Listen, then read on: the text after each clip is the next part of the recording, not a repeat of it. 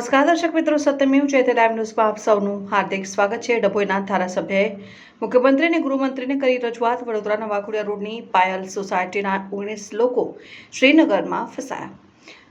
પરમાર પરિવારના 19 લોકો ફસાતા ધારાસભ્ય સોટા પાસે મદદ માંગી। ધારાસભ્ય શૈલેષ મહેતા સોટાએ સરકારનું ધ્યાન દોર્યું। સરકાર તમામ ફસાયેલા લોકોને પરત લાવવા વ્યવસ્થા કરશે। ધારાસભ્ય શૈલેષ મહેતા હાલના તબક્કે હડબડી લોકો ન કરે તેવી અપીલ કરતા ધારાસભ્ય શૈલેષ મહેતા થોડી સ્થિતિ સામાન્ય થતા તમામ ગુજરાતીને પરત લાવવા સરકાર વ્યવસ્થા કરશે। ગઈકાલે મારી પર શ્રીનગરથી વાઘોડિયા રોડ પર પાયલ પાર્ક સોસાયટીના 19 જણા પરમાર ફેમિલીના ત્યાં શ્રીનગરમાં ફસાયેલા છે। શારજા કાશ્મીર નામની હોટલ છે, ત્યાં એ લોકો રોકાયા છે। તેઓનો ફોન આવ્યો હતો કે અમે આવી રીતે અહીંયા ફસાયેલા છે અને અમને મદદની જરૂર છે। ત્યાં હાલની તારીખમાં કર્ફ્યુ છે।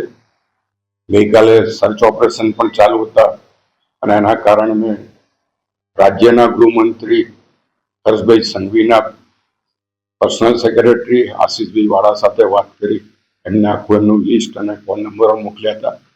ત્યાર પછી આપણા ચીફ મિનિસ્ટર ભૂપેન્દ્રભાઈ પટેલના પર્સનલ સેક્રેટરી પ્રણવભાઈ પારેખને ફોન કર્યો હતો, એમની સાથે વાત થયા પછી એમને પણ આખું લિસ્ટ મોકલી આપ્યું હતું। અને સીએમઓમાં જે આપણા ભૂતપૂર્વ કલેક્ટર હતા, અત્યારે સીએમઓમાં સેક્રેટરી છે અવંતિકા બેન સાથે પણ વાત થઈ, જેઓ આ બાબત સંભાળી રહ્યા છે હમણાં, એટલે એમણે પણ આખી વિગતો જાણીને એ બાબતે ત્યાં કંટ્રોલમાં જાણ કરી હતી। આ બાબતની જાણ મેં દેશના હોમ મિનિસ્ટરને ત્યાં પણ કરી હતી। એમને ગઈકાલ રાત્રે મેં ફોન કર્યો હતો કે અગત્યની મિટિંગમાં બિઝી હતા, પણ આજે સવારે 9:15 વાગે એમનો ફોન આવ્યો હતો કે શું હતું, ત્યારે મેં એમને પણ વાત કરી કે આ રીતના વાઘોડિયા રોડના છે। ત્યારે એમણે પણ વોટ્સઅપ કરીને બધી વિગતો મંગાવેલી છે। અત્યારે મારે ચાંદનીબેન પરમાર જોડે વાત થઈ, એ લોકો માં મહેનતે ત્યાંથી જમ્મુ જવા માટે નીકળ્યા છે એવી વાત કરી છે, પણ અત્યારે માહોલ એટલો ગરમ છે અને એટલા બધા લોકો પરત આવવા માટે આ પ્રયત્ન કરી રહ્યા છે, જેથી વાહન મળવા મુશ્કેલ છે, ટ્રેનોમાં રિઝર્વેશન મળવું મુશ્કેલ છે, ફ્લાઇટોમાં મળવી મુશ્કેલ છે।